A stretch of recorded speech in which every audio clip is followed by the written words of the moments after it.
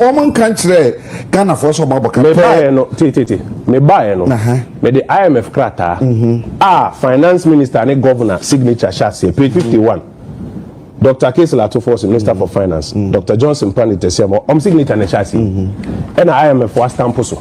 Maka ni natural. So, my catch IMF say, my boka, IMF, I catch the we are seeing nara. Say Ghana buy my aswat say, my boka 240 million. Okay. Now say, omo press statement, bro, say, boka, and ona. Any press statements per se. Say, ono say, meba. Ono say omok meba sabotre o say ono say omok sabotre and na wo so say omok enyem na me say sabotre I'm not referring to you as a person as a person me too me ma kire osie say we kura IMF document good and I say signatures here was me dey akire wo kura na wo kan finance minister and government and I say o ma catch IMF ma IMF sa document we say IMF publish it to IMF board we are say IMF shareholders need directors countries say IMF nyina o ma publisher catch rom so o ma boka 240 million dollars me tu mira chire usie nea o si obi si o mo ka npa cho e dey document me am me di dwa no me say me mo ka yes abusianfo asem even the NDC journalists cannot defend the NDC abusianfo ye o kwan o kro we amu na ye say NDC for day policy biapa omo si omo edi go to sika eji sidin kwa na enhwehwe mu so kire se saa de na ekosuru nyina ye Dr. Bawumia ne nsa no aduma na NDC for continue na nye no ho asem ene e ba beka we are coming to talk about different thing de wo mu nyina ne se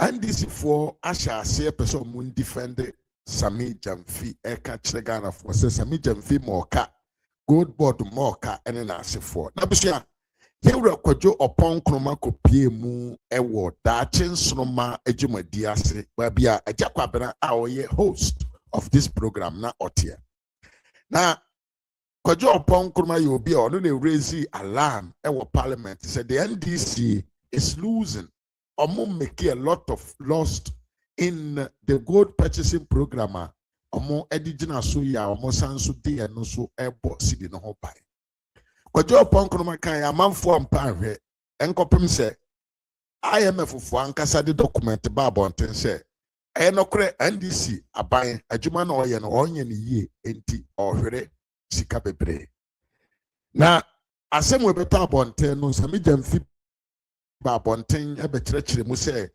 omo ahye da so mbeboka because kana omo bono at the end of the day no emfaso bi beba ma no mbema ombema oman na nya so mfaso a esom bosene sika na ombehwere aye about 300 million na eno achi nso na the Minister of Agriculture like opoku nso ba bonten say hwan di asem na mo kan sa gold purchasing program no enye ba Dr. Muhammad Bawumia dia ye Ghana mrana wo hoda nsemu bebre na we na Kwadwo Oppong Nkrumah kopie mu ade chinsromam na agyakwabena ya na adwene say he wants to defend the NDC abusia studio na yeja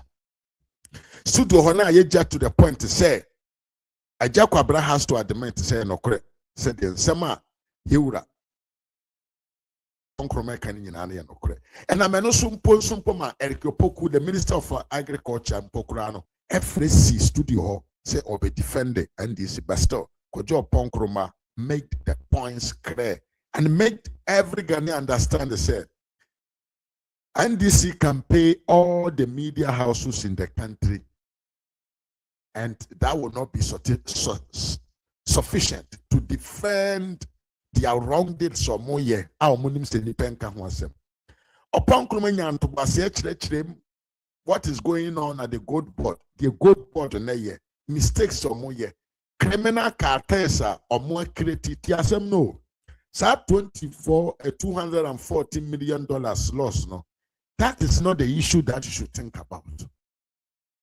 The main issue is say with the gold board no omo should create a group of people be a omo no beti Ghana sika omo should fa plan atrase aye e friend criminal architecture omo should ya omo di be wi oman ni sika kwan bi so na we no Oppong Nkrumah nyanto boase kyerɛkyerɛ mu kwan ya NDC ne Sammy gyamfy afa so a omode ba bewia sika de Africana for ye bottom now the map say yenko tie Kwadwo Oppong Nkrumah bra na odin kyerɛkyerɛ mu eba efa what is actually going on at the Good Board office meeting any Mr. Mafo ha Ras Media GH unsubscribe ya now subscribe now I like video now don't sound so see a man so said the beya tell me the video be atuma one so on sabe can be no benya biare yanko ninkoko tie Kwadwo Oppong Nkrumah the whole interview and in sama or the betu ya ba na atoado yeah central for share mu kasai fa Good Board ni ho ensemsam ho a Good Board na boka a Bank of Ghana na boka say Good Board na boka e ban se no boka say the Bank of Ghana so na boka so e ban se no mo na boka no omo mienu na boka e den na ekoso mesan ada wasibio central for nshi mu ayeye no ye den sembe 9 ene tudwa edi kan ye magana fo nyina so te say Ghana boka $214 million 50 January ABC September ewo gold dwedie bia yedi ye ho na ye krampo no ye sesese ka no by 31st December no na edu be $300 million and only point number 1 metro di nti ma ye this point number 1 by point number 2 ni say sa ka no as at the time and command buy no na ka no nipa bebre and I said o man ni nim no mo nim say e ka no free inkita hodie bi a Bank of Ghana any Gold Board ediye and that be a friend of Gold for Reserves program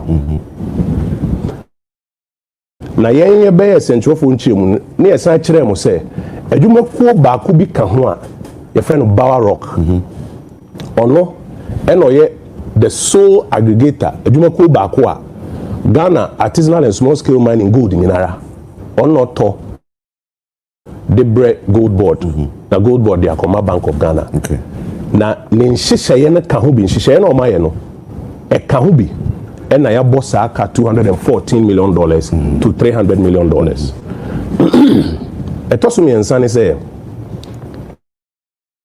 yen though I have information who do be bre na me ba me dibia ba ha say nya bra ye be kokobi mu no yen nyina press conference anima na say simpi so emua obi akumfo say oso si ana obenten ene courses are loss no dia yen as a matter of fact ni say $214 million to $300 and if you can dia say anyuma ko mi anyway any bar rock dia nti point number 3 ni say ye de krata akoma Mr. Speaker motion akoma Mr. Speaker say ye pese ye bipartisan parliamentary inquiry mekan we twi mu a ye pese parliament senior ye no amaya hodo nyina mu no parliament nkonwa na mpanimfo akukudama ewo sansem we hu nimdie etena se na enyumaku ahodo ekodi se adwa na ombo ka no ye nto nsamfrɛw enkrata ahodo a ewo mu a wo se banyina no ye fresh ankrata ni na ye ntoto o ma no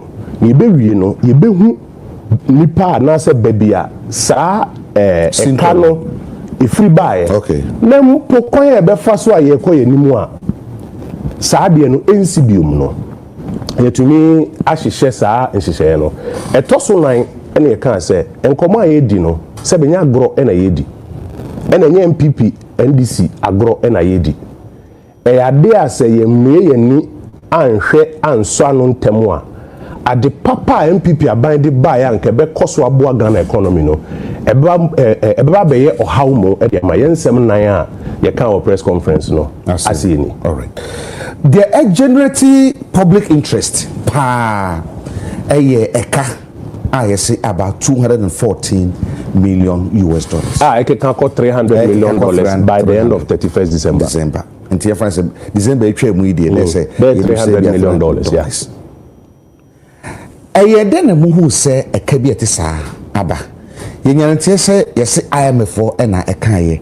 And then IMF for Gina so the Kaye tia Gina so mo de kan say e kana be say omo tumi so la kenka say gold board mabo kase e den ni nyina so IMF gina so de kan yenti a mo so mo gina so e de am central for nhemu no e di kan ma mentro de yenti a central for nhemu in the first place I can first issue ni say 214 to 300 so be kai IMF for Ghana December be 5 no mo wie 5th review no omo wie ye no mo publish a review report. Me a ranking member of the Committee on the Economy. But they make a copy of the report in the buy. Let's on your be brew. No more publish a report, no.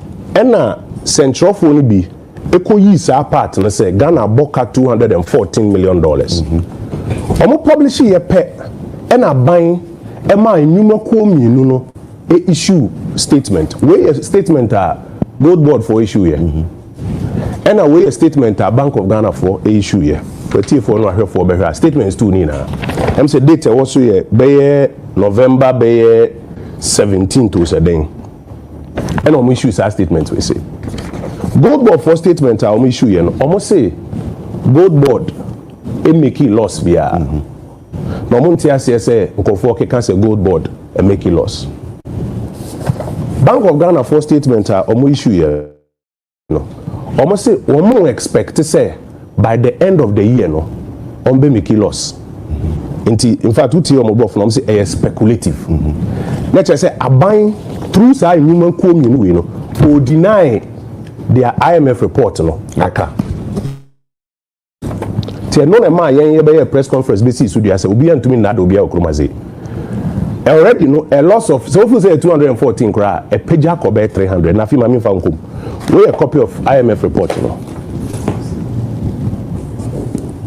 5th review report no. Okay. Put up a cover page no. Okay. All right. That will be page 51.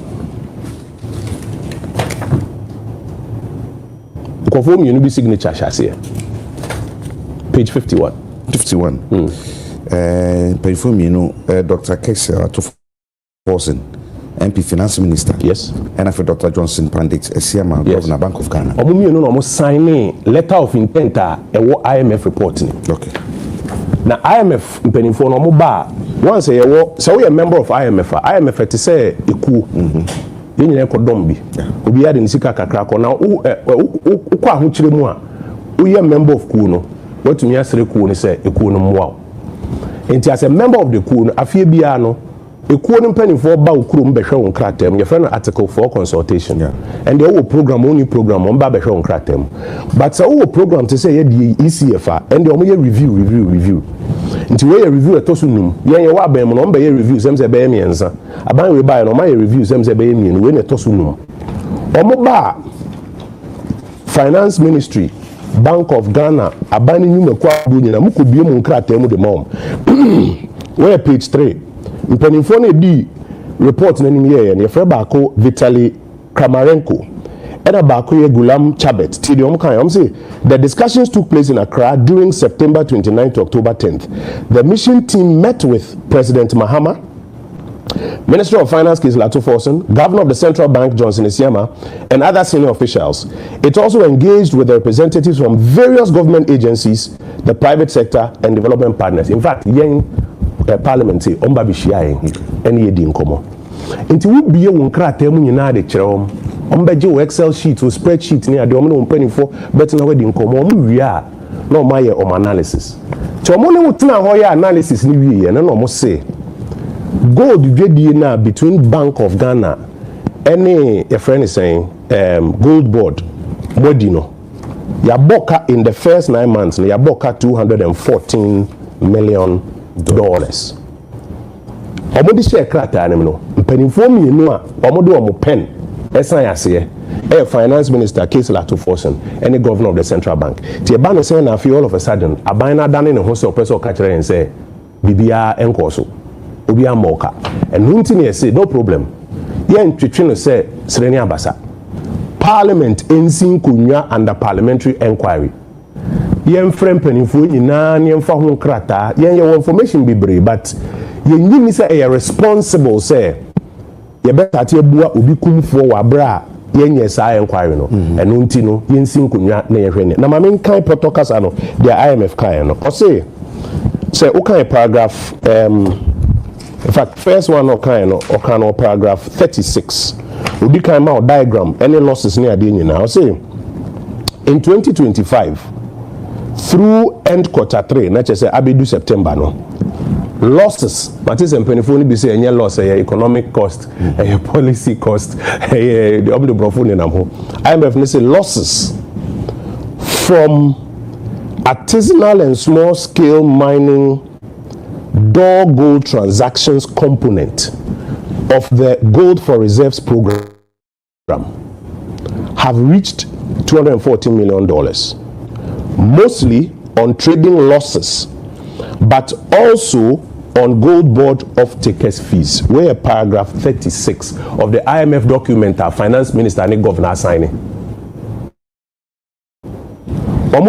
Paragraph 56 now, or say losses from the domestic gold purchase program and gold board activities should not be borne by the central bank. Now, say, so far gold for reserve program MPP by the buy na abra ho chen buy na yesi kasem so te Dr. Baumia di any my abane decided say gyamfy cedis ento gold ento Bank of Ghana.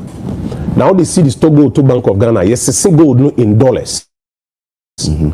Into your reserves na be kosro na nkampo se opese o ton gold ni bi na de nya dollar sabre na ye nya dollar no we nya dollar sa gold for reserves part no ye chemi no ye wo de tofi large scale miners no ho bia Anglo Gold Newmont ni ade ene ye wo de ye tofi artisanal small scale miners no IMF ehwe nkrata ni mo no mo say ni aye tofi small scale miners ne ho no aboye ka $214 million in the Gold for Reserves program.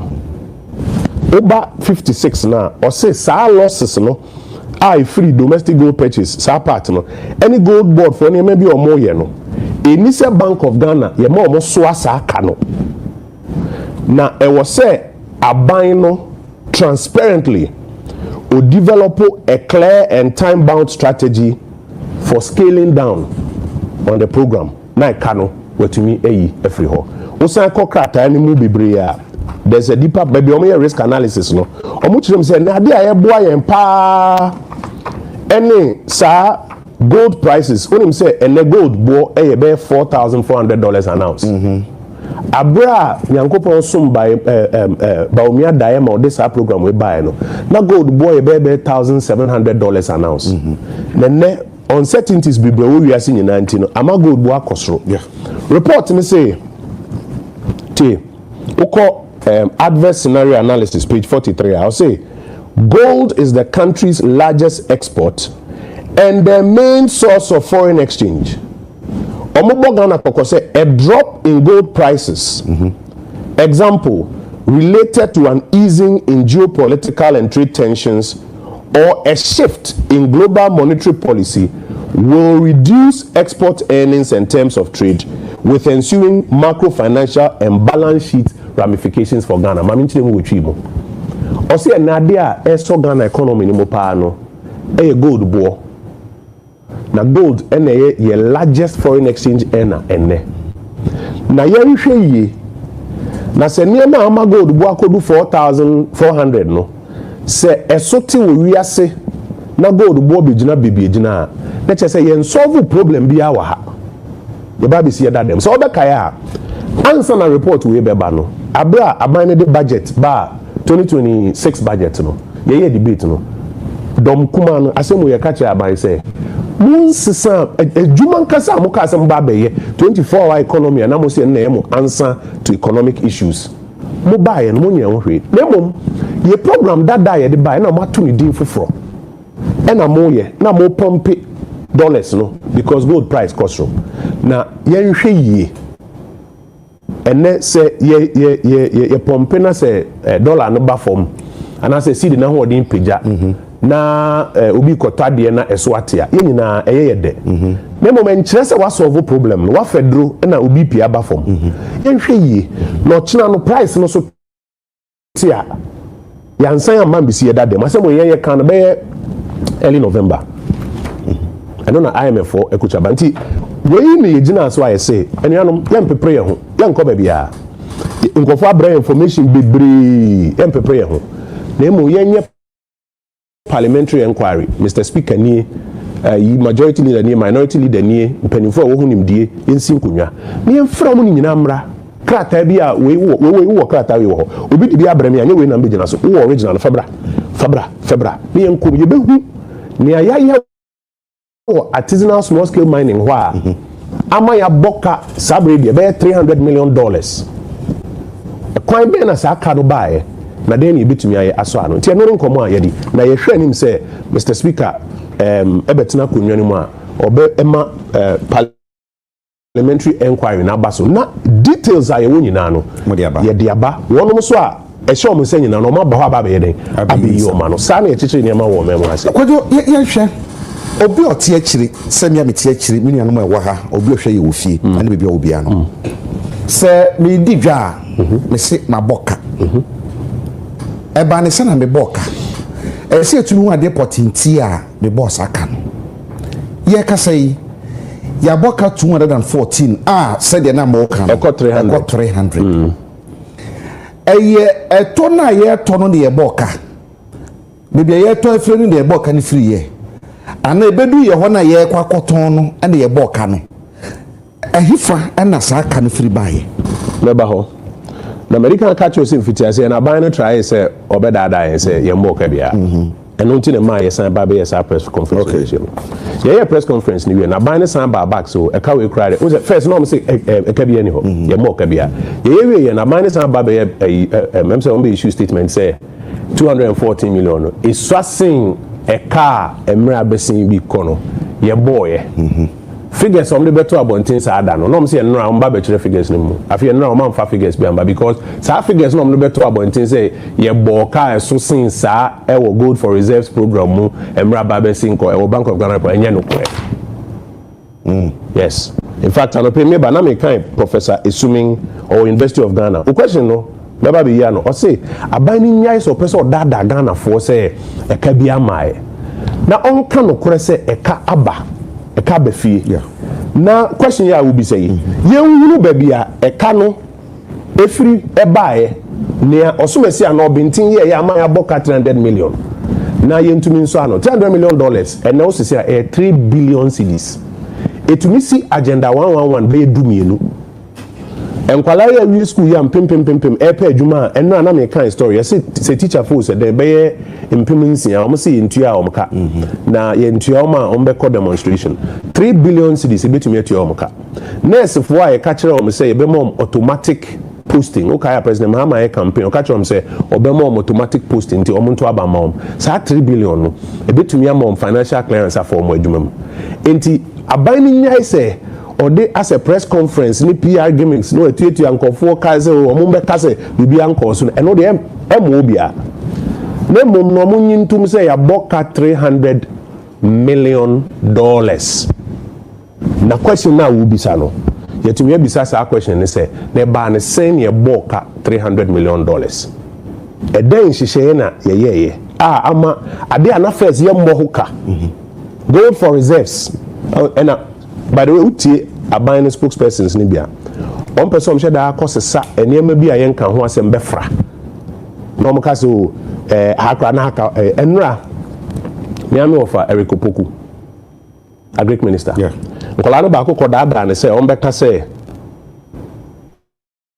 PMMC boka $460 million 2024 menim say okay say asem na okay me kind ba me hu say nyame bi oriental grant interview yes nkola no ba ko da ne say on beka say PMMC boka for say 400 so no akasa as oh say obi a watere ma se be dwoma twa wo so no obi na be da ho arikopoku say me akasa be ofa nkola ba ko no ka che na hwe ye aban no de ekoso nyina ni we kasa ya we ko free we ma we information to wan ko ka che me ka ase say onye na mesre se asem we aba no asem no mfiti ase ni ti wo bia obi ba be ka se ma che se ko kase ni hwe by the time we be wi agra we ni gbegu ase PMMC uko mo nkrata mu a 2023 o make profit 10 million Ghana cedis 2024 no crowd omuko ka che me offer ko poku so ombeka say o make loss no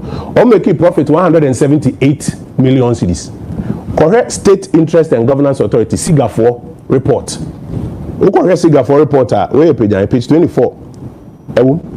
Ewe former MD of PMMC na newa obe babontin the details ni na aba. Tabani ya ise as o person o ye comparison bi say na loss wa ha na wakofa we abeka ho na onyintum say ya boka $300 million e wo gold dwedie ho na fi question na obi say ne ko ba asen sa question no yetumi atena se na ya answer sa question ye nse na maka cho ye information be gold no ho say amansan dwa no so ye ton $100 a ye wo first near one call for in the value chain a to gold no fiti minus no ho ne dia kwa amansan dwa so enti nipa na oji gold no wa bro $300 no or the sikabema obi a na friend exporter or Ghana. Usually exporters no more so aggregators say on to gold no e be do na $100 so aggregator na exporter no ono so describe am be a friend of buyer ti buyer for no be cut is obo ase ni takwa ni keka na do gold buy offices for and some no mining gold na nkasa nti ade na $100 no ye toefi mine no wa ye to no at a discount what do you mean ye to at a discount ye to no raw amansen dwa so price no because first of all gold na be a dust and a blade and a slate no yen asen wie ye ma unim say ye ahi purity say 99% purity say 98% purity nti first one or turn at a discount nti ade e be 100 no e bia ni pa or turn or mines ni mo no be turn be 98 utie me tipa na dealer no she mfimfin any aggregator no ono ne de da so baako nti ebedu amanse dwa so na akoye be 100 and ne bisa wo say gold na omudi ni nyina ma bawa rock ku baako na oto no at a discount and I say oto at a bonus me say afi na parliament e be sin kunwa nti ni nyina nkra ne mu ntutu nkra ne ye wo information bebre but me ma clue nia ye to no wo aha enne na ya chichiri ni na ma ku baako so no na on to no first of all aban ayemra say gold board nkohwe nkonkoto gold board say we appoint self financing aggregator baako ono na ye de Ghana sika man say onkoto gold bisa ho so oto no at a discount and oto no at a bonus or to many pakro bonus and I say oto at a discount if ya gold board nankasa won service fees obeji or na seeing fees obeji we are ansa na gold no aba Bank of Ghana akachi Bank of Ghana bana kachi rate ben eno dey access gold no na mpo so kasa obe convert into forex a sika obinya no ebe so sika ya spend e ya to gold na se enso Pacho, what did they make? I mean, you can't even do because I'm a catcher. I feel a parliament. By the simple, you are any who details me now. What can say? What can say? Me say, ye per se a bino, egitum say, wabok $300 million. Now, fee, ogitum say we are now. Yasha say, a hit from the canon if you buy. Go board near ban such as say, me moka. Me and me did jano, me say me moka. For instance, Omakache IMF say Omaboka. Okay. For now, yeah, woman can't say Ghana for some Omaboka. Me buy no, me buy no. Me the IMF krata. Finance Minister and Governor signature chassis page 51. Dr. Kesela to force Minister for Finance, Dr. Johnson Planete Semo, signature and chassis, and IMF was stamp so. Makani natural. So, my catcher IMF say, Omaboka, IMF, a catcher we are seeing Nara. Say Ghana buy my aswati say Omaboka $240 million. Okay. Now say Omako press statement, bro, say Omomoka, and on. And your press statements per se. Say, on say, Meba. Ono no say omoka. Me ba sabotre. Sabotre. O say ono no say omoka. Sabotre. And na wo so say aboka. Enye me na me say sabotre. I'm not referring to you as a person. As a person. Me too mri ma kire osie. Say me kura IMF document. Good. And I say signatures here was me dey akire wo kura na wo kan dey finance minister and government. And I say o man catch IMF ma IMF sa document we say IMF publish it to IMF board. We are say IMF shareholders need directors countries say IMF nyina o ma publisher catch rom so o ma boka $240 million. Me too mra kire osie. Nea wo say obi si o mo ka no pa cho e dey document a. Neighbor ye ne obakasa enura kwa Nurudin Abbas right enura obafie ha ama ye disase mu hu nkomo ama ne kan say wo mo boka se de ababonti amoyo press conference no ento mo so adi nchichemu aba a ekese omo mboka bia for as we speak Nurudin Abbas okay as we speak wo mo yin to so maboka ye ka say abanti na wo ka say Professor Suman what kind of document be or say abaning into so aboka monso say abana boka until say abana boka pampa dia and ye na the entire ye say abana boka 300 million no enu nie eye say tin abana boka it is abana anya ntumu dia monka na mo na banji tumu dia mo beka yankaza pacho team me catch us here press conference na say me can say here calling for parliamentary inquiry asem we embesettle no studio how obi a feel say asem we say ye betela o studio ha say aba settle na lipa kro ne say be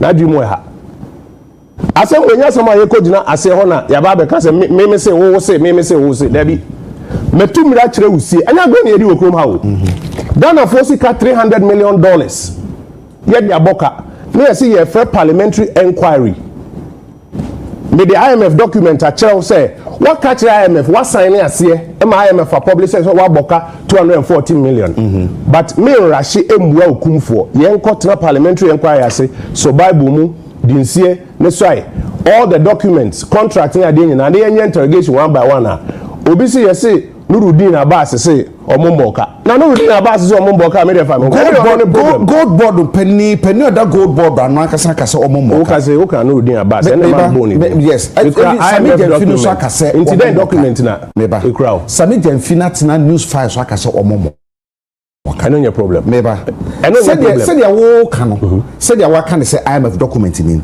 anya hwe kro na ya hwe omo so nya document ni bi akenkan omo ya aware of it and omo say omomboka me say I know your problem eti say no omomboka no e pese wu say e kan o mabo no say IMF de na mogina so they can fine IMF for to be chire mu say e bia e ka $240 million no mabo no e ke ka $300 million then IMF for ye hunu ni say because IMF for kan transfer ye hunu ni say e bia gold board e say internet kan buy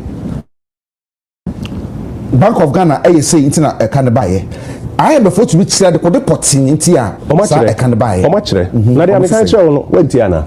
Enya me nkwa na meeting time say bisa. Okay. Ma me san kan kire obi. Okay. Ma me fan ko paragraph 36 first of all. Almost say in 2025 artisanal and small scale mining gold transactions component of the Gold for Reserves program. They are toffee small scale miners hono. Make mau key be say ye see the mina ma company back or Bawa Rock. Ono handle ono na aban edi sika mano ono na Bank of Ghana sika no. Ye de man say onkoto. Now toa or the aba gold board so a charging the fees. First of all no tono at a bonus. Utie me on turn at a discount or turn at a bonus. Oyo de aba gold board the omo fees and omo saying cost at so if we are fees and saying cost no ni na Bank of Ghana cow if we are fee na Bank of Ghana eba best no at a rate Bloomberg mid rate in rules are rate we say what I say good obi biara otie yin bia no obi bisa no say say yere kwa akota de ukrum no kota de no 15 ebe ton 10 a omoka good meba. Now, my point in here, yeah, they are requested for. Yeah, you don't cry into two crying. I just assume we embassy to studio. I say they are requested for a parliamentary inquiry. Into be who feel so view be. I was since I hear press conference. No, me kasa. because me person litigate assembly in the court of public opinion. You have a committee in any. May I go through it one by one. Obi bia officials or information bia. Hona obeba. Document a ukra. Say document here ukra me. Yem fan said they are making me boa. And I'm bet now studio na me am print me document na make. Obede hu. And until you call committee of inquiry now document ko na can obede obe tender. Official source of the document no committee ne be check it. You be hu no kura wo. Nti obi bia o say all information bia ye ne obi an argue on famra. Obi a nti obi an support parliamentary inquiry ni say a good idea. Yen call parliamentary inquiry no obi an fa ne de. Bia o kin kan go board mra ne say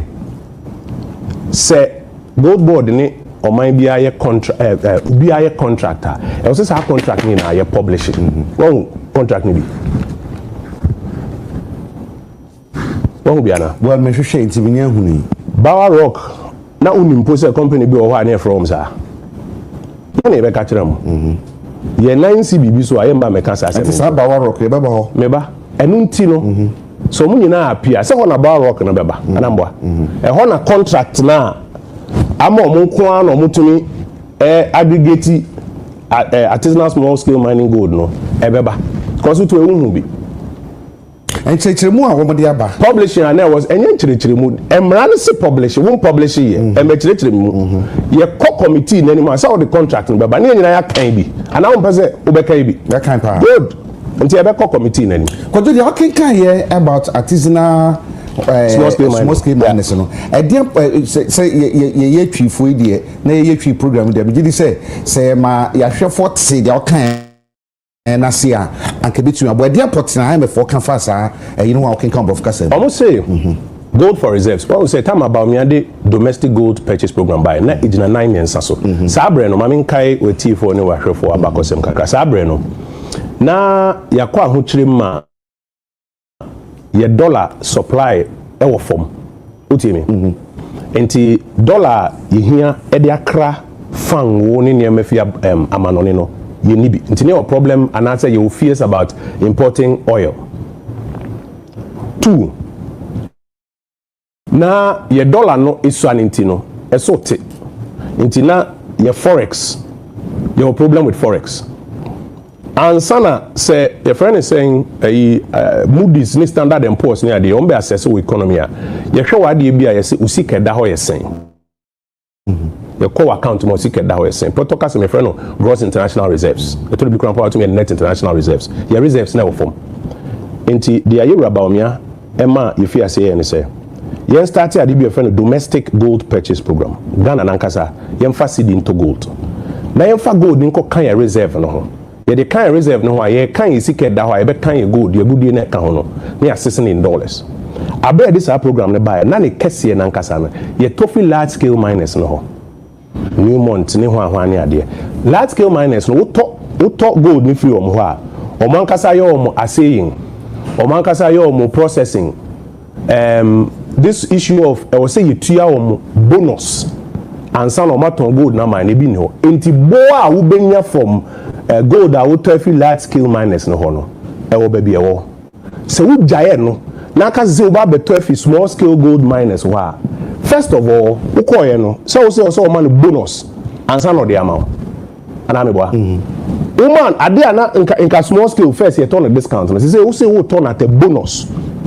Who could do that? At the end first near to 200. Who say 200 who to area? Just also to any power to the end every one bonus 20 C discount. Into what kaya say 220. So who balance at the end now who turn no 200 da obaboka na obaboka be 20 me say first no near top the bulk of it if you large scale miners ho and na ban we buy wasesa na on sesa no atima say osesa na wie ye no wasesa no na so we are west wasesa no there meaning oh come on eja come na there now ye unti krom ha na aban we bisa no so and the gold board and the gold board and the gold board unti krom so o cap gold board na me say we say wasesa no from so you to large scale miners no me say the bulk of it the majority of it near to large scale say Newmont no money yes they say the majority of it no more to is small scale for no okay and no cramp no match chira ma adwuma ko baako na no from so wo one I will refer to some of the programs me person litigate myself I say company na branko for started bisa company no asem no aban kire mu ne say tepe no na company no auto gold emma aggregators oma aggregation akese no nemu obi epon ne say obema aggregator license no aggregator bi are unqualified aggregator na kwala na ono no auto gold every aggregator ono pe no qualify criteria be no to sabre no for you say obetumi to gold ni na be ba wo omo kan say obi insurance omo fa insurance inquiry ni na be ba wo inquiry ni sa no ma nchechema mo de aba ni na be ba wo inquiry ni mo nchechema mo de aba no na me say be ba wo inquiry ni say answer na obeto gold na ma ye be ba wo inquiry so tumi ni obi obobo chidom say insurance be ba wo inquiry ni ma ye ya be ba wo inquiry be ba wo inquiry enye mra pan ya obeto so de atom inquiry ni mu not until said beba no I see to be nya ho empopoi kakra omo na echirim ye say ye pe inquiry under the inquiry no they are the one waken afi wo the your friend is saying document of the criteria na beba wo the so the companies be 30 na apply old aggregators no say then be 30 na apply but be unqualified na o ma bofra ba ko no supply no or na qualify no so who ni na beba ana meboa who the beba e ho na who the buy nyina ye be control it but maka cho say me ngina nkran me ntutu nkran me be litigate ade a ye ba be we enquiry no me ma litigate wa say na onipa na ye ba be ye enquiry na fa no ho no a chirichiri mu say yes ya ba be to ade no ye ne say ansa na ye be ma on kwa ma auto special ice so de abre ye no ye hwe kwan say ubenya obi obobo chidom obama nsechi ba obe guarantee the amount as an insurance company insurance and as a BBA say the beya ekoba say want you nya say we no a insurance no e di sika be man no aba be je firi wo nchen enti bra wo mo ye ne saa no adwumakuo be mienu miensa bia na ka wanka wo betumi aduru hu no wo mo ni saa insurance ne san hye no so enunti ene edum si nchen na as we speak ikura no wo mo tumi akọ rectify a wo mo ma ho kwan a wo mo so ahyase so wo mo ebetubi wanka se wo mo so ahyase etobi wanka sa o kan say wankasa say osi asad now no ba kope na mienu na aka no omoma sika through Bower Rock ni discount I want now there now no I've seen it on your phone no me phone say enanum nsam na okete kojoyi enanum nsam na kojo ti enanum nsam me argue wa ha enanum nsam na okete enanum nsam oka na megina so e di bi sa me say no argue wa ha enti sansem we nyina no nipa kra wo eho ancestors no so beba ana oma obeba inquiry na ba bi ya no na yeso other alternative eya ye wo no ye dey atu na ni na say ebia sa inquiry say wo kan 214 million to 300 million dollar e kana ya bo no ase ewu hia da bi o kasa me no nya adwene ewu hia me good pa na so me nyina so nka say ewu hia me ni nti no sa se bi wo hon se bi bisa no problem ese che mu bi to bi so ti ase aha e na me bisa say yemfa ni say obi for instance yemfa bi ti say bra PDS you say SSC enyense echi ba betumi abose na be ya adwuma ko ba gige esika no ye betumi enye esika back ye tumi anya se de se ye no no sika no kodi ba bia ba pemi ye sentumi nkan enti hu bi penti na abose we dey in the background na ordinano ato nchen enti no the accident no e bia hwe kwan se adwuma ku oba beto gold na ma ye no e so tumi nya adwuma sechi ba bia e betumi ata na chi wonyine sa no kra betumi abo ma abo man no sika ho ban essence be betumi agabo bia ye bi keke dia wo kan min kan ho asem da bi mi bisa na me say I'm not going to litigate ansem no that me bisa wo right so be bisa so say adwumakuo na don't worry me say wo right so be bisa and me say wo right to say me you are no dia me catch on say we mu nyinara a issues a ye dey ba inquiry nanim tempre wo ho ye beduru ho me sra nyankopon so ma wo nkwa o me nkwa o ma nyina nkwa ye beduru ho ye duru ho a criteria ko a more establishing no somebody be bani akom when himself for example eno ana me tie opening back analysis or say eden emra enema eho kwan say yenkukuru Bank of Ghana sika no wo a ye de ama o second akoto no yenkukuru Bank of Ghana sika no ma wo na wo so no wo de ama obi foforo so no na onkoto meanwhile ne competitors ni na wo se omo de omo ko bank ne ade nko gibisia meanwhile sika wo de man no zero interest rate e dey mmra e na ma ho kwan na mmra na wo musa na am so pani me no de me ni answer ba ye ko enquiry na nimu a panifo na ye sa na omo ba se be bisa wo no ma yi ano ti empre wo ye de ye press conference ye message su nema 9 ye kan one obi obeka che say ye mbo ka bia oboa ya boka 214 million as at now be 300 million two e ka no enye say obi na ebo ni team aka aban na nkasa na de ne sahye krata ase e de ma IMF mpanimfo say e dwedi e fi Bank of Ghana ni gold board ene boss aka ye kwaya ka kire say adwuma ku ba ko kan friend Barrock ono na ya chichiri bibi ade ama no na practices are koso ene nsisan ye o masesa between old program and new program no e di mu akotene number 3 you say ye pese ye co parliamentary inquiry nanim obi biara a wo ho krata contractor also publisher or publisher entia wo te aka chem say we actually mu say no obi a de ba obi a de contract no ba because committee of parliament you know you are the powers of a high court to subpoena the attendance of witnesses to compel the production of documents. Into me can say me say what the document okay say metiana me can say to you we say metiana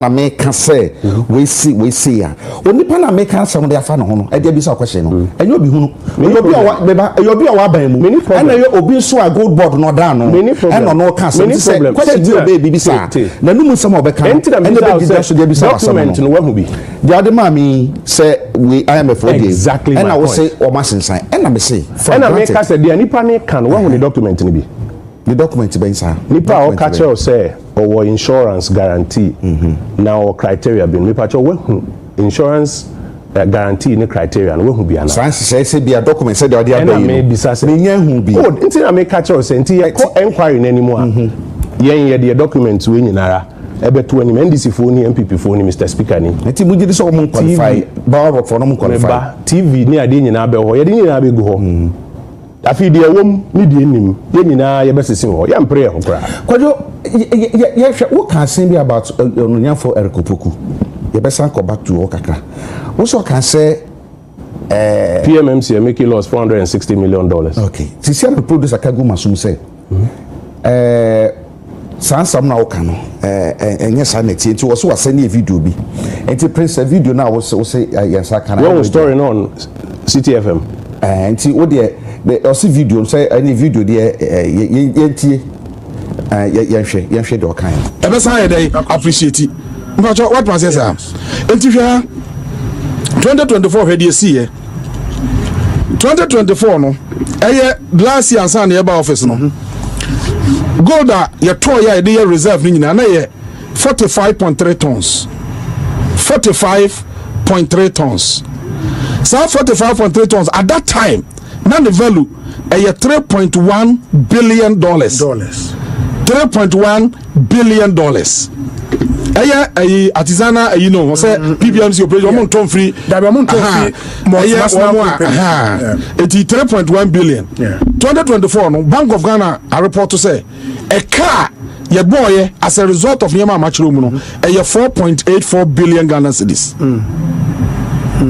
for 3.1 billion dollars a car your boy no a 4.84 billion Ghana cedis now 4.84 billion no so we use a net exchange rate so would the 10.8 yes because and the bank rate near 10.8 nyanta bank with bank here 10.5 na bank for the 3 account here 10.8 sure. So you see 10.8 no cry around $460 million 2024 and we a car gold for reserve no a bottle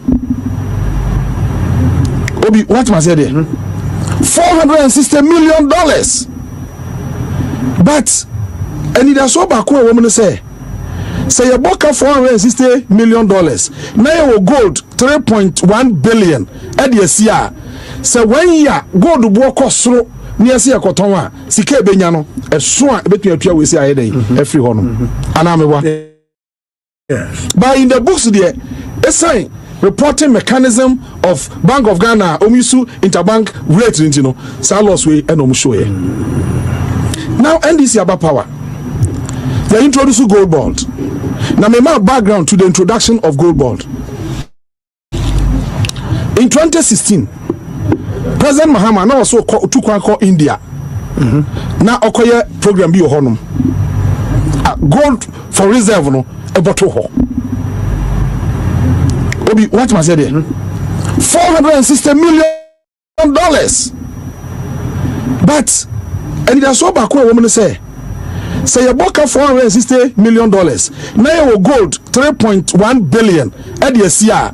So when you gold bo kosro near see akotonwa sika ebenya no eso a betua we say ayede e for no tiawa said ya na walk na okan bibi say baby say abetre nti dia me kan na no kra na nya no kra say o say aboka $460 million obono year ben 2024 okay ara me boa 2024 and am kan omo your friend say omo report actually me say na wie na kwesi ewia no be chiri obeba be mamo details ni na cigar report ewom $178 million and for so many aye CD's profit okay enti try don't rush from there enti there no offer any evidence no ebebra evidence no cigar report and cigar report no crampo NDC aban apen so and omo issues our report no omo make profit of 178 million cedis it is asem dan number 2 uti ya no say 2016 and President Mahama no ko India na no person me gold for reserve uti ye hey na pacho da bena obiti wo Nkrumah say 2016 President Mahama no say obey gold for reserve uti ye NDC aban 2013 ebedu 2016 na omunya currency pressure omenya solution back to the currency pressure ye ba 2017 abedu 2020 na niam mu edakrojin 2020 ye ho kire afi currency pressure started by no by 2021 ena Dr. Mahmoud Bawumia introduce domestic gold purchase program. In fact, that will introduce you know, manfa copy of speech number. So uko speech na Bank of Ghana penning for airborne abaso. Say atena Chrome half it in 1957. Ebesi ne ade we yen share that my adwin course. Na ade we a wo de aba no ebe transform the Ghanaian economy. In fact, on the 19th of August 2024, yeko Cape Coast Bawumia speech opa me send o copy say o producers no. Send am for send o video say bon ma me send o video say bon. But be producers and send it. Say me for anami boa. Tie o ka say me nkrofo a na you are referring to me as a I know the adwuma no ni adwuma no enti obi fofo na kan sa anka anya me ba wo ni adwuma ne say as a host of the show Matiasa don't worry ma send video ama producer thank you obi mpe me nua so no te say wa ono so mo my 19th of August 2024 Cape Coast na me gina obi and Dr. Bawumia chair gold for reserves program ni cover by ti so obi be catch na say President Mahama na 2016 odwe ne ho a enye no name another example gold board nhihye na omo aye no so obe kai abrom de ba parliament a ye ho adwuma no ye catch am say one mon kano kre say ye domestic gold purchase program ni e de buy no eno na mo pese mo to aso nempo no ka mo ye den mo de kwanim o kano kra wungu but two ade bi amoye no e de nsunsan so bo ne bebre den ade mo de regulator functions any commercial operator functions no mo de abom ahye dwumako ba ko ase na yesre mo nyado enka mo nchem adentia because PMMC no na a commercial entity ya shenu dwetre say onkoto gold and ton diamond nke kan ade no nyamfa so mfemre Ghana emra na mo de buy no mo se mo ti ne bobre so from commercial entity to public corporation no enye so oba be adwuma enyamfa so otumi boka e de bre aban na mpo na ban be man sika saa time no mo se be $270 million so mfento gold asema catch on say na gold na yemfa Ghana sika eneto abrofo discover ne anani scanning to see this near the attorney they send there and then a few person de Ghana sika na enso akwan teacher for ne ade wo person de no enekoto na wo ye ne sa na wo de no fra regulatory function na ya catch on ube boka videos ni na ube boka nti the kind of buy say omo no omo doso Ghana producer say wafa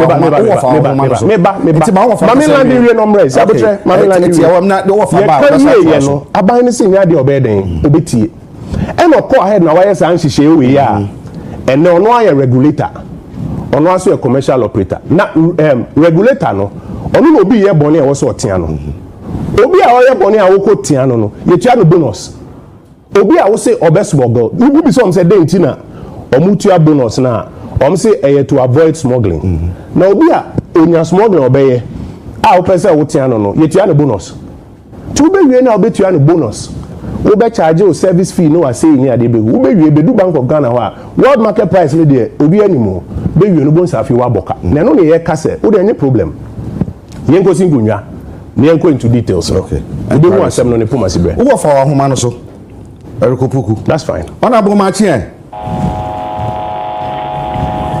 honorable erikopuku machi honorable erikopuku ti me ka me machi o me say wanti yanka oti yanka nanka wose owo anuye ba ko mienu mensa bi ewo nkomona yedi no nam se wonyama na homa no atom ananka yeti do obeka na fe memra kwadwo so na ona boti me ka machi maju so minia yo yeda sipi ni wo mre na no pafi chia panso afekobete afete ho den wo fa se na Kwadwo Oppong Nkrumah na wo ka se wo se wako kanse bi a nyesa na tie enti wo se 2016 na mapani mahama se wo ko India no eba na adwunum se esese etumi to gold ne amane na nya no kore na no achi nso na ka bi a na wo se eda ho no sa ka ne nya no kore sa PMMC for enya faso over 100 million Ghana cedis 178 million Ghana cedis wo 2024 wo na samle nya no kore na wo ka yo mini ama me na wase na me ntia me ofa se Kwadwo so ofa me juso aso bibi aboko de bro nye mantu nka ba me ho everyone me can say ofa se intelligent de an kan tro de mantu okay ma me tsewa gram say ma me kan ye no eni na di nyina nso e recorded e video me say gold na ye for reserve na ye no 2024 no Bank of Ghana ebo ho ka $460 million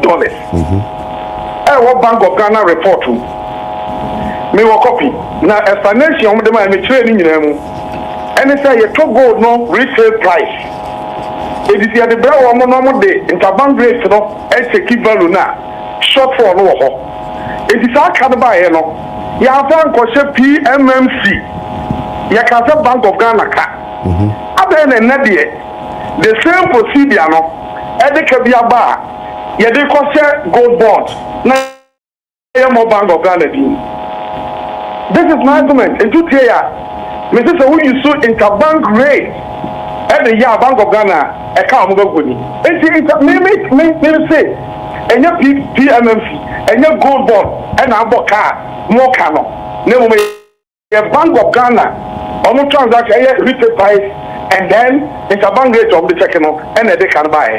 My argument ni it is your argument say sikana me ka say about aka nya no so aka say Bank of Ghana amos aka no na me fa ho document report na from Bank of Ghana and from Tuga but so ka say me so PMMC and amos aka na interbank rate at the cover and PMMC ka in fact me will video me ka say somebody ko say gold board say na ka yon say between dia say PMMC o ni na wo video ni enti mo ba say e ka no ye 4.84 billion Ghana cedis.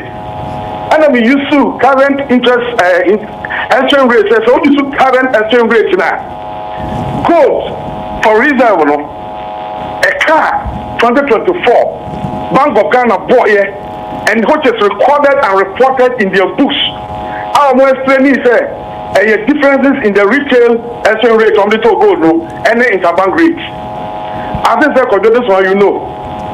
But can I respond? If I tumble, me men a year, me de call and say, a canna mafia bano, and your gold board now bought.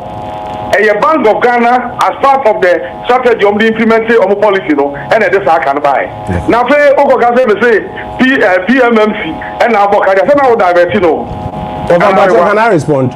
Maybe I just respond. Okay, maybe as my catcher Jacob Nani say, me am offer Eric Opoku, we are cancer match, no. Emma not come up City FM online and report it.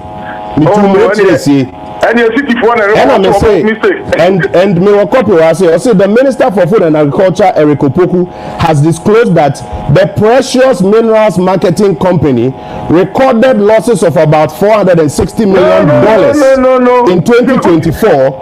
Don't hear me video no.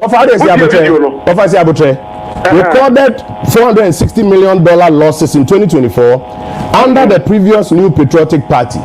The me catch and say asem we enya no kore na Precious Minerals Marketing Company omo making profit of 178 million Ghana cedis. That's right. That is a matter of fact. Unchemo a wo dey abai offer they are can say our Bank of Ghana report be say there was a loss of 4.8 billion cedis. Yeah. Mesre nyame say eda nyame be adoma yin na be call inquiry no. We na ebe boa yen sa report no ba. In fact, Mesawo a year request for information. Obi requested this information from a Bank of Ghana. Normal responders are and the car will say so. I almost take you reason in that's our information when you know about parliamentary committee in any. Then, about the I feel so. Mesa can say go for reserve no. And yeah, dear Dr. Baumiana de Ghana. Now who say Joy for our report to say almost fact check actually say Dr. Baumiana de Baye me can I say or you know say 1960 and Ghana started say a gold reserve Ghana me boy they are okay what Kasari mama respond and now from 1960 you did go this year 1977 you did go this year 1980 in fact 1980 Bank of Ghana records say now a gold reserve near what 10 pounds. It is a trend. Say we can say, oh, young gold for reserve near your beer, and say say near bida. And idea me capture the establish 1960. And yeah, at the fufra, Dr. Mamuzo we are the Ghana. Okay. Abia the gold for reserves program bar in the year 20. In fact, the domestic gold purchase program bar in the year 2021. No. Yankasi can say Ghana gold reserve, sir. Now you won in our time, no 8 tons. Excellent. Next, let's say Ghana a top gold da from independence. This our time now, not total gold, 8 tons. But of a difference, gold that Ghana nya fit independence. Edibedu 2021 8 tons. Now enye under a gold for reserves program one. Ye Ghana cedi eto gold from the network you creating here in Ghana in some mechanism to boost our reserves. Now there are any LBM for any London Metal Exchange for any other global platforms way in 2021 when Dr. Mahmoud Bawumia mooted this idea, the idea was that you need forex. You need, in fact, your low reserve. Says Satan Roda Kaya Honana Moody's. I started downgrading, you know. And the idea was that they say young first CDs, young to gold waha, young from boosting your reserves. Well, for another man in 2 years, you're moving from 8 tons to 30 tons, an addition of 22 tons in 2 years. And it is a matter of fact to say the gold for reserves program currently being operated. These CDs, airto local gold. Now you are reserves. Any even the component of it's a gold for reserves. Now we are saying over. It is a product of Dr. Mahmoud Bawumia and the MPP administration as it currently stands. Over. This is Magwin. What part of Magwin not all right? Me see, me can was a power say Ghana started to gold say a year reserve as far back as 1960. But that is not the gold for reserves program we are talking about. Yeah, top gold here the year reserve. Next time, I don't know. Maybe the top gold maybe a reserve. What's the name of the gold the year reserve? Enya the crop. We need them. Enya the crop. enya de kwa because for example Senkasa strategy we say wo ho any dem enkabra Yewura Mahama be the president first term see the start tank here so strategy we wo ho enko be use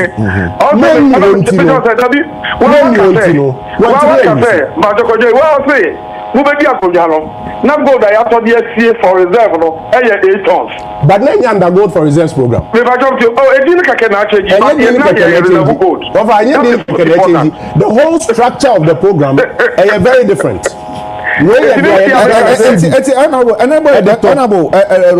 reserves me pacho say mama Kwadwo enchim kakra because bofu kasa ekoba nyu reserve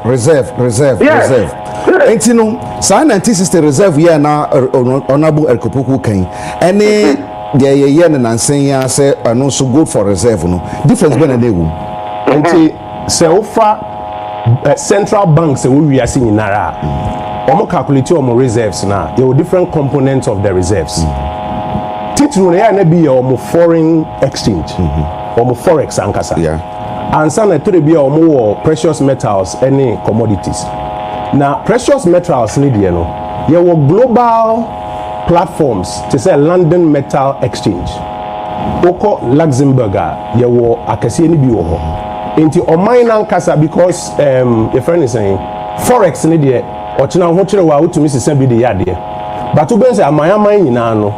Wo mo top gold ni bi fi global platforms no so. At the back of currency. In fact, oko London one of the largest reserves of gold to back the British pound. And you're very different from Omaya, one kasa utu gold, ewo umen. Na ube kasa upe reserves into wako to omudi ni the account here no, but you know. And on 1957, if you say ye bia up until 2021, now your gold reserves are top from those platforms in our 8 tons from the global platform. You tofia man on na no. I say ya dia you There was a unique programmer. Abra yeni reserves. Abra yeni forex. Abra na ye ho akire for oil no. You decided say ye the cities ebeto local gold. Na ye the reserves no ho. Na say womo assesses our gold no in foreign exchange now. One, ebema ye gross international reserves no.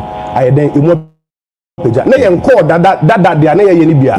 Ya kwa ma no ni say ye koto gold from the global platforms no so. What am I saying? This was a very distinct program. Na mpacho wofa. Yanka senke yampa say titini na no. Na gold for reserves program wo ho.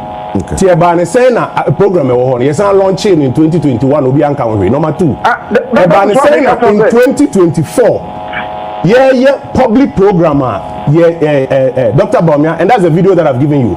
Dr. Baumia outlining the whole program structure and benefits obi ambo ho wada na NDC ba ba mu na omu use the same programmer and then the NDC force na program dada facha wo na wo phone so ti mo no ntima ne enko yo ajo ko brother wase em say argument no dia me chere mu nyina ne say 1960 no e hona ye started with PMMC no na omudi ye diamond something ye started here na omuta ye pa Nkrumah de shas ye say e wo say ye gold no ye DBCA say be ya kina bi say ahotre ba e ba kofa e ji ne federal reserve in 1960 no ye started with 5 tons. And the year by 1980, now you were 10 tons of gold. A year gold reserve at Bank of Ghana, Eddie Gold, Monsieur Ghana. You have got gold from London at the buyer. If that London from a year gold, and I'm going to say be the day at the coin. In the BBA 2021, and I'm to gold reserve now, or 4,000 more. You never become. I mean, you must say, Ghana, you talk gold in your reserve with the Mona Mobile, Dr. Baumia, they reserve bar. And I'm saying, Debbie, your records on Tressa. Your records say Ghana started the gold reserve from 1960. It won't think I saw no woman a day gold reserve for some bar Ghana has it. Now, some gold reserve look on the buy, you know. The big years in intersection, Bank of Ghana, Boka, Katia. When you now see a captured in Bank of Ghana report, our Bank of Ghana trade will say, the entire amount of Boka can say. Almost this kind of money and gold now. You took gold no, and you see retail exchange rate. Because Bank of Ghana at the dollar normal banks now, or rates or them are not banks also do almost the crack and only a disco gold no. And it's also gold now the Bank of Ghana. Bank of Ghana they call the books one, or nobody used to the interbank rates. Introduce you are not difference number a day, abetum, say Omaboka. But some losses no. And yet agent the same gold board no gold no and a board cannon. And then yet PMMC now or yet agent gold in the board cannon. By about what Ghana operational strategy no and this how can you buy it. It's the area of press conference there. Sammy gyamfy gold board akoboka say ya e yetro Dinawa Pacho Dinawa Menko. Your press conference aye no. Eniema 9 ene ye kan yes, one, Ghana boka $214 million to $300 million. Two, a canufin kitahudia between Bank of Ghana and Gold Board. And then we added a third layer as a bar rock okay. Three, you see a parliamentary inquiry to get into the details of this matter. And four, you can see next time, sir, a cow is baby. Okay. One can say, one can set you a question. And on one side,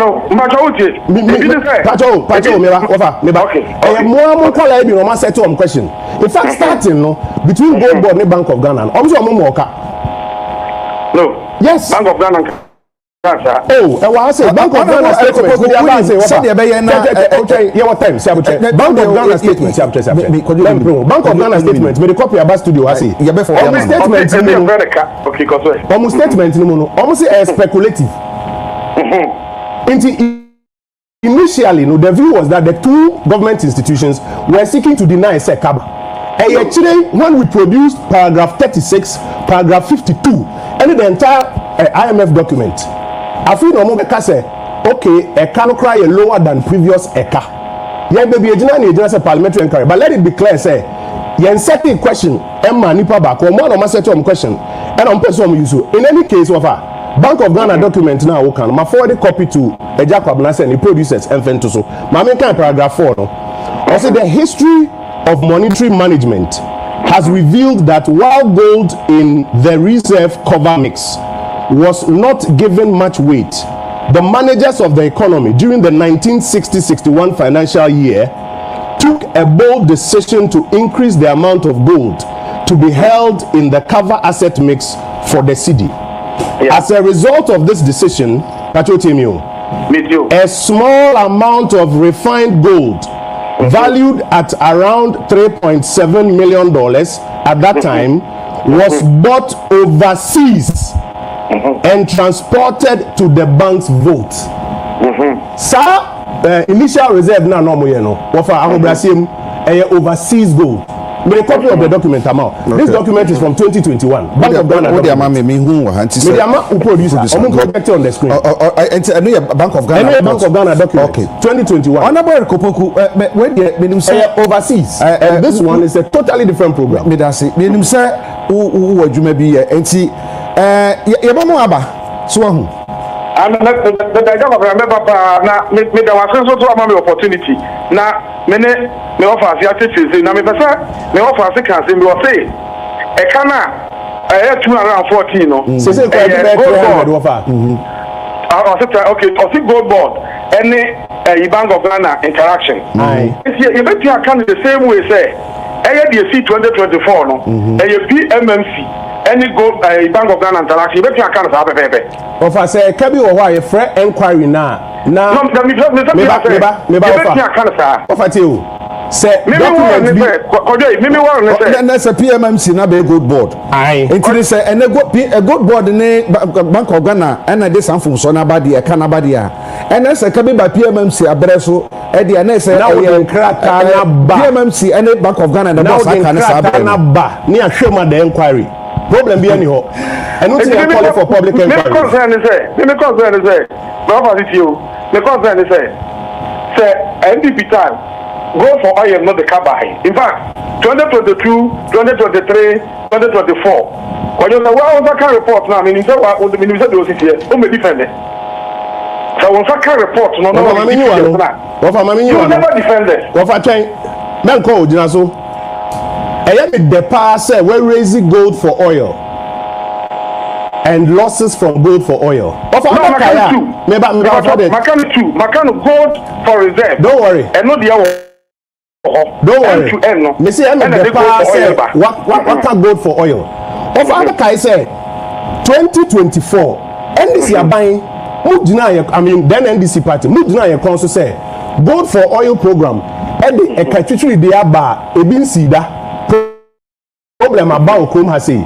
Inti ye say ya mismanage ade no. Ye kire mu say a crisis management tool a ye introduce say ye dey make sure say ye benya supply of oil. Musi muntie da. Wo fe ne de onkwala ne say we ye friend policy cost. Ye friend economic cost. No, two different things. Different things. And now come say for the greater public good. The greater public good no and the costs. Abba. Now any at the end of the day, then greater public good. The same argument here, but you can't say many ages. What can't say many ages? What's it? Momo press conference, no? Yeah. One kind of baby affair. Sammy Gyamfy ni gold board na boka. In fact, if I out to me share video ni na, me na me address press conference. Issues 4 ni raise here, my list issues ni na. No, me just say, you say, man can be affair. Gold board and aboka. Me say your press issue dia say ya boka 214 million to 300 million based on the interaction between Bank of Ghana any gold board and I cry the company and no be anti ni dida. I friend Bar Rock ebe kan. Asemo e kan. It is among us as some question normally no mu e so some dey no credit conference no baby I dey gold board aboka apart from na kan keke I agree with you any problem there can press conference no matter si studio I say you e ba cho man no I ko am say e ba gibre na e baba na wa ba na yetimi yetimi papa honorable Kopoku agric minister na ene no edi enkomo ma Kwadwo Ebra Mosha say motor good for reserve na ka bi buy. Ye ko inquiry na details be buy. Ye na mix ani use. What is on say e ka bi buy. Me bi sa. Me ba. So na wa buy mu. Now your information minister. Me ba. Me na ma for public inquiry. Me say and now the police will be some me say details na baba. Or say our document bi a e kire say there was a reserve of 4.8 billion. Na me ka say enti e me de. So di ni na be ba ho. Yes you di ni na e be ba. Dia yes you wa ye di na be ba. Na fi ya kotru ni na what you say? Na se koba say ne kani ho ne ka ba asem no e wo bebia asem no kwa kujina se koba say ne ka wo ho na wo be ka say managers of the economy so at time no o ma boy form e ne ka ba na ne wo de wo say entire mu as policy cost and economic cost and so be kirem de enti as at time no na wo kan sa na ne de wiwa ye de na asem o ye kan paragraph 36 paragraph 52 of the IMF report and at the risk analysis and say maboka $300 million da ho me tell me kan say mo na mo sha say o say mampani dada be de ekiri doctor me video na ma o e so bo video na nsa na ya sorry me say wa so eni me ho me de ama o producer say I catch bibi a obeti say na o bo me offer Eric video no obi be mo video. When we had this crisis, I approached my boss when we had this crisis, as I saw our foreign exchange reserves continually dwindling. I approached my boss and suggested a novel way as a solution to the shortage of foreign exchange. I proposed that we leverage on gold to produce directly in exchange for the essential goods we import. He gave me the go-ahead to pilot the one critical import, petroleum products, the shortage of which would have completely derailed our economy. And that is what resulted in gold for oil. I am happy to say that the two policies that have helped rescue the economy from catastrophe in the recent crisis were the Bank of Ghana's domestic gold purchase program, which I proposed, and the gold for oil program. The pilot these two policies, the pilot has worked for a number of companies and has worked for the countries. Some companies which wanted to repatriate dividends and couldn't do so because of foreign exchange constraints have suddenly been able to do so because of the gold purchase program. We have thus found a solution in the midst of this crisis and bringing together the pilot of this gold for oil and gold purchase programs. We have thus, through this crisis, we have suddenly found a solution to the profit repatriation problem that many businesses had without destabilizing our local currency. This also brings major comfort to foreign investors operating in our countries. I believe from the success of the pilot scheme, we can confidently say that we have found a solution to the age-old foreign exchange problem that successive governments have struggled to contain and which invariably led to inflation and other macroeconomic challenges. My government will completely institutionalize what I will call the Gold for Forex program, even as we intensify efforts to transform the structure of the Ghanaian economy. Simply put, the domestic gold purchase program is a policy which allows the Bank of Ghana to boost our foreign exchange reserves by buying locally produced gold with cedis. Gold purchases from this program alone amounted to $5 billion in the last couple of years. With Ghana's unexplored gold reserves estimated at 5 billion ounces with a market value of 10 trillion US dollars. My government will ramp up the gold purchase program to cover all major forex demands. We will cover all major forex demands with the gold purchase program. Put simply, if, for example, a company wants dollars, we will take their cedis and we will buy gold and we will give them their foreign currency. The gold purchase program will therefore provide the anchor that our local. All right. It will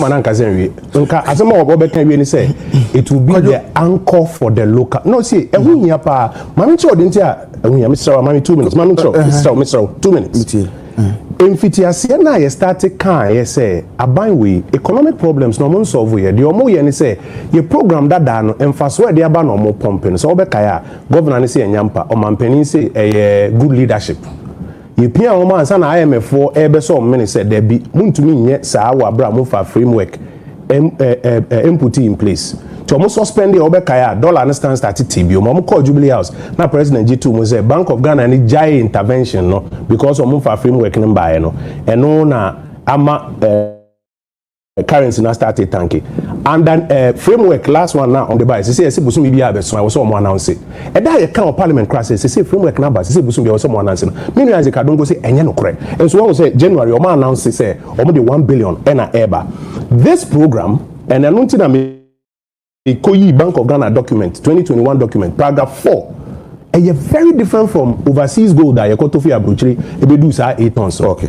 and till it is important to say and ne SSC NDC aban edge atum no ye rush over it no bia betia say they are cost so no because of etikese a eso daipa Mahamudu Bawumia program on the buy and yes na last point so utie asempa interview na Upolisa boy no ewie no na me wofa say 2016 Yura Mahama no ko India and na no say the gold for reserves program beba okay so okay oso gene ho na pacho program ono no say program na wo fit 1960 program na ho 1960 no eba ne sen na 2016 obi saw the baba Kwadwo paragraph 4 me da paragraph 4 na won overseas am for back in Bank of Ghana document yeah hwe bibi wo se sa hyehyɛ no mo na mo de bae na bisa sɛ efibre a mampani abedi echi Dr. Mahmoud Bawumia de sa hyehyɛ no e bae a ye good for oil good for reserve no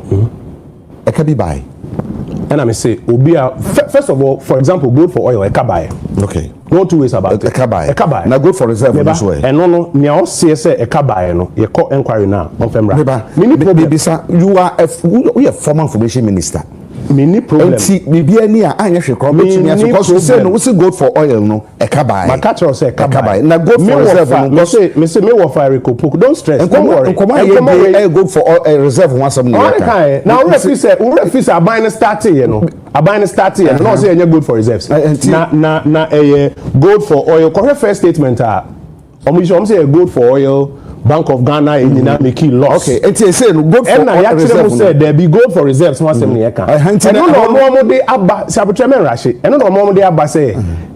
Okay, good for reserves. No yekra ye boka. Mini problem. Mo boka. Mini problem. Mo boka. Ni o say ye boka no.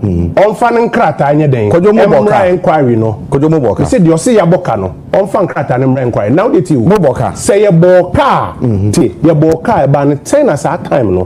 NDC for say ye di boni ye ntu ya bem na nne ono aboka no se ye mfre no policy cost economic cost ye be ko inquiry na se enti oboka ye me ka se oboka me se ni po se ye boka no on fan krata amra enti good for reserve no oboka ma ye be tell you say na ba we o tu treke me tu be different se nkomo ye o se ya boka no enti on fan krata ye wo so ye ya mesumi ye bi no so so ye de krata be den good for reserve na mo ye no oboka me se ni o se ya boka no on fan krata amra ma moka ni o se ya boka no on fan krata amra go for 20 times answer we na benya good for oil no oboka good for reserve the mama on fan in krata anye den all right Kwadwo ya bre ayabe na say yemija kwa ma okọ na said the work no good for almost say 2022 mo boka bi 2023 mo boka 2024 mo boka wo se ma moka na say on fan krata no problem cry all right enti former information minister the first one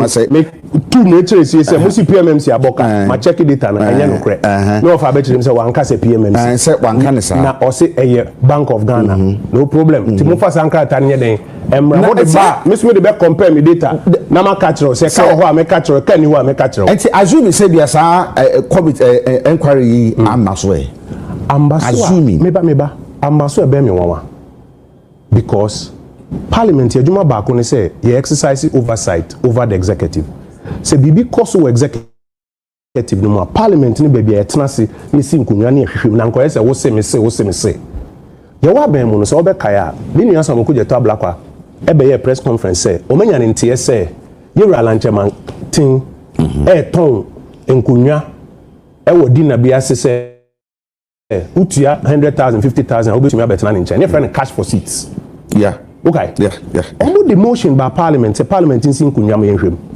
parliament jitu mu say yenye den nsin kunya ma yenhwem because parliament hona say bibi kochima wo executive ni mo ya hwehwem untumi nkoboka $300 million na won ka say e ma yenhwem e be ye me nwanwa okay me wa reshem e bo ho mpa say Mr. Speaker, ebejia to Mr. Parliament in Sinkunya, send the MPP time, you dey cash for seats by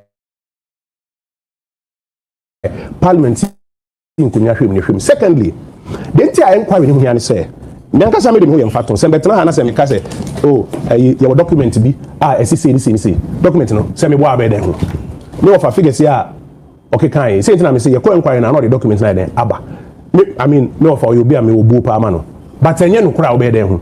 Parliamentary committee na hona ye betumi supini witness eno ye supini wa utumi kasa umba wo document be betumi order the production of the document hona ye be order Bank of Ghana say for report we bra gold board the mranet say omum publish a contract up to now omum pricing structure nke ka ona de omum publish here me no betena say na say ye debate ba ku bi abondi o say friend no Abbas mumuni anase Abbas Nuruddin no aka say na me maka say na ye den ye ko enquiry ho na ye be ma order say monkofa contract we mra monfa bar contract mra nipa 31 na mo se o apply ya obi unqualified monfa emra criteria na monfa mra na live obi ahwehwem yehu ba bia mistake ni fi me correct it. Now my last point say ampa say gold for reserves eboka in the previous era and as aboka in this era no crampo ne kire say inquiry no ho hia so that we betumi hu lessons no na correcting for the future anti inquiry ne de me sre Mr. Speaker o ma yenye public inquiry no na fi yenko into the details me hu babia sa $300 million e ka we say between Bank of Ghana and Gold Board ni Bar Rock baby a car we fi buy any corrective measures are I will see take it going forward na sa car we aim to me to Ghana for bo sa afibo ko de na kan ko bebre won ka se bedi na na my time kakran kan won say me no e opposition MP me ko bebi a me guest no sa buy buy so mo so mba na my time kakran anti me ma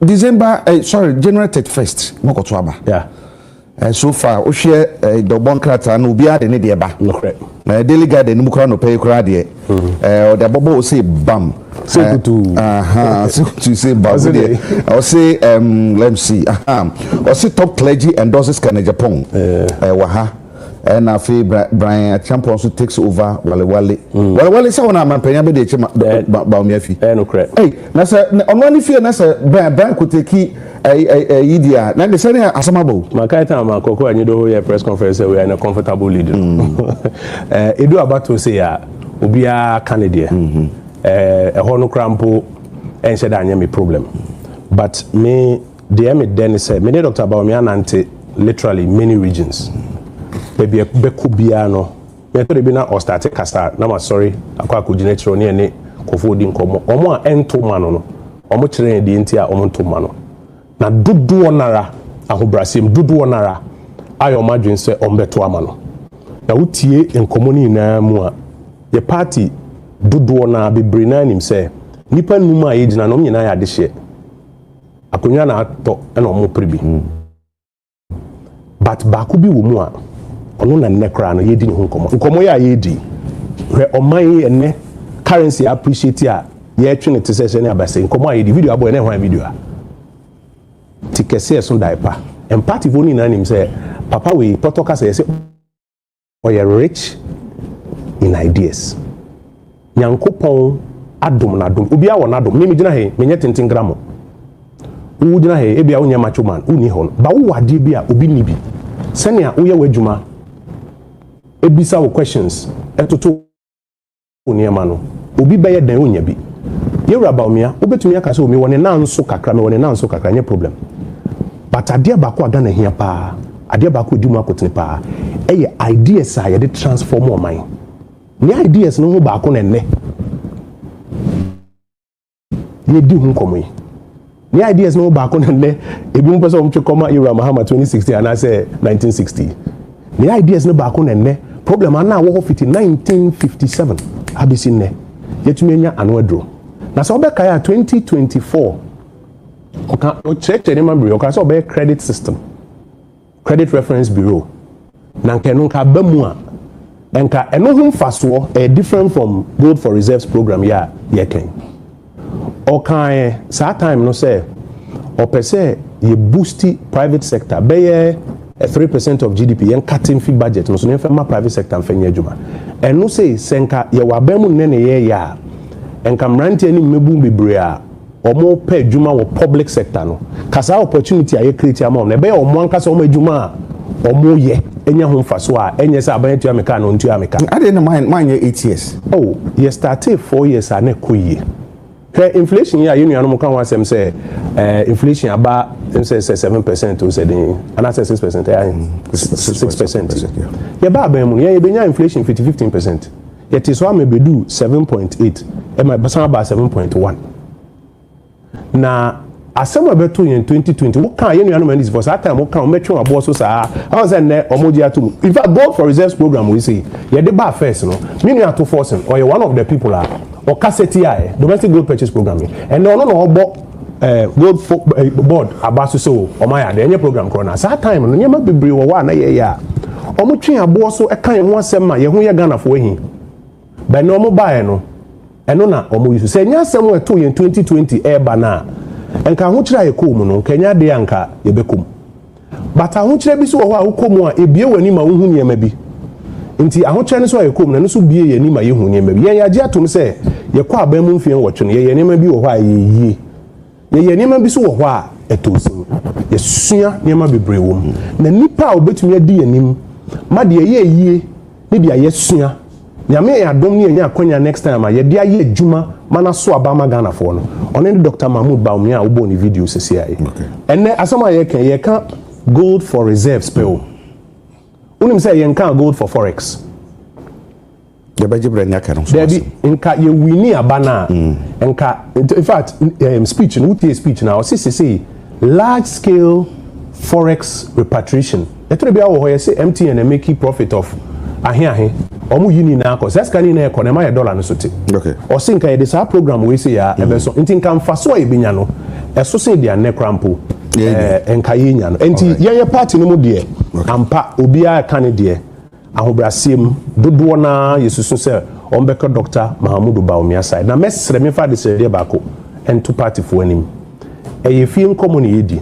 nti kasa ede oyini ba party ni mu kasa ema party no nya kono otan kasa sa kasa na ase ye pese osum besi ni obentin kono ye nyai emwaye wo candidate a support no chede ya osusu se obetumi aye e de aboa party no ni oman no meso me kire me de na 31st ni etu ye nyina etumi aye atu se onu aye kobo na ha se woni anakotokwa wini enwa no enu ano me da se na mamma ye ntokwa nyesa ye bewie no kambom no ebe na djuma papa a MPP aye to say say go for reserve program we I was say ye de campaign e ko ka se nuanom se mu nyina mahu say go for reserve program na no na no mo use ye kan no mo se nyampa ene wo se ni na bede dia ba e ka so mo pompe mo se nyampa say wo se o ma beja tum so ma pompe 10 billion na nka wo akwala out fees $10 billion no ye adwuma bi na nka wo nya bi ye yankenye o ma na 10 billion so mfa so na meba na nka sa campaign ye de akono